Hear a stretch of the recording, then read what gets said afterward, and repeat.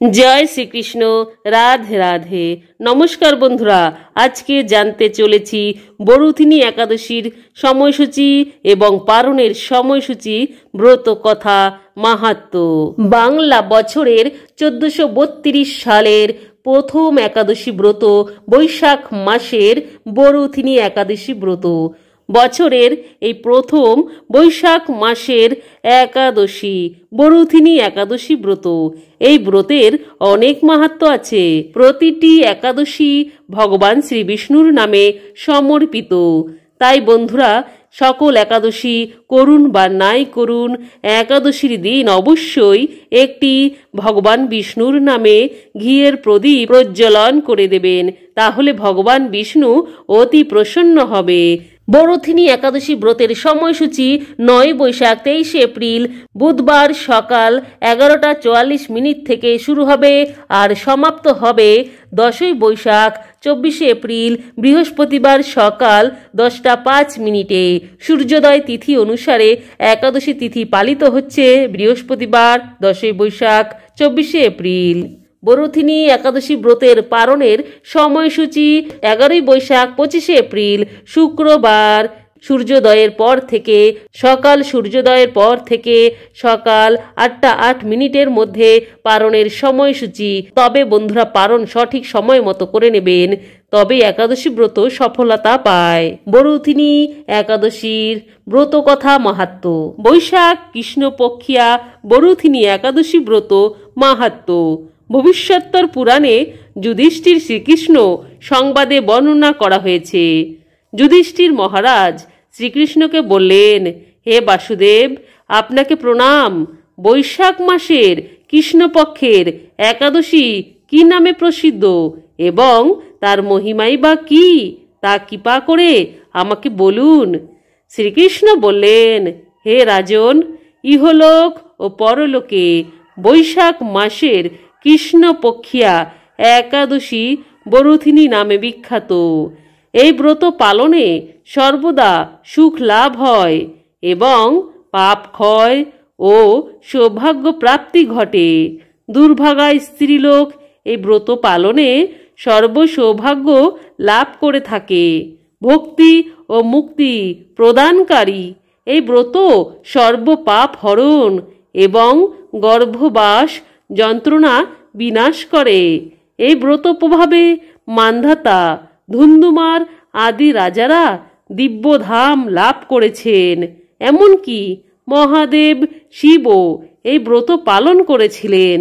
10,000 বৎসর তপস্যার ফল কেবলমাত্র এক বরুথিনী ব্রত পালনে লাভ হয়। যে শ্রদ্ধাবান ব্যক্তি এই ব্রত পালন করেন, তিনি ইহলোক ও পরলোকে সমস্ত প্রকার বাঞ্ছিত ফল লাভ করেন। হে নৃপশ্রেষ্ঠ, অশ্বদান অপেক্ষা গজদান শ্রেষ্ঠ। গজদান থেকে ভূমিদান, তা থেকে তিলদান, তিলদান থেকে স্বর্ণদান এবং তা অপেক্ষাও অন্নদান শ্রেষ্ঠ। অন্নদানের মতো শ্রেষ্ঠ দান আর নেই। পিতৃলোক, দেবলোক ও মানুষেরা অন্নদানেই পরিতৃপ্ত হন। পণ্ডিতেরা কন্যাদানকে অন্নদানের সমান বলে থাকেন। স্বয়ং ভগবান গোদানকে অন্নদানের সমান বলেছেন। আবার এই সমস্ত প্রকার দান থেকেও বিদ্যাদান শ্রেষ্ঠ। কিন্তু এই বরুথিনী ব্রত পালনে সেই বিদ্যাদানের সমান ফল লাভ হয়ে থাকে। পাপমতী যেসব মানুষ কন্যার উপার্জিত অর্থে জীবন ধারণ করে, পুণ্যক্ষয়ে তাদের নরক যাতনা ভোগ করতে হয়। তাই কখনো কন্যার উপার্জিত অর্থ গ্রহণ করা উচিত নয়। যে ব্যক্তি বিভিন্ন স্বর্ণালঙ্কার সহ কন্যা দান করেন, তার পুণ্যের হিসাব স্বয়ং চিত্রগুপ্তও করতে অসমর্থ হন। কিন্তু বরুথিনী ব্রত পালনকারী কন্যা দান থেকেও বেশি ফল লাভ করে। ব্রতকারী ব্যক্তি দশমীর দিনে কাঁসার পাত্রে ভোজন, ছোলা, শাক, মধু, অন্নের প্রদত্ত অন্ন গ্রহণ, 2 বার আহার ও মৈথুন পরিত্যাগ করবে। দ্রুতক্রীড়া, নেশাজাতীয় দ্রব্য, দিবানিদ্রা, পরনিন্দা, পরচর্চা, প্রতারণা, চুরি, হিংসা, মৈথুন, ক্রোধ ও মিথ্যা বাক্য একাদশীর দিনে বর্জনীয়।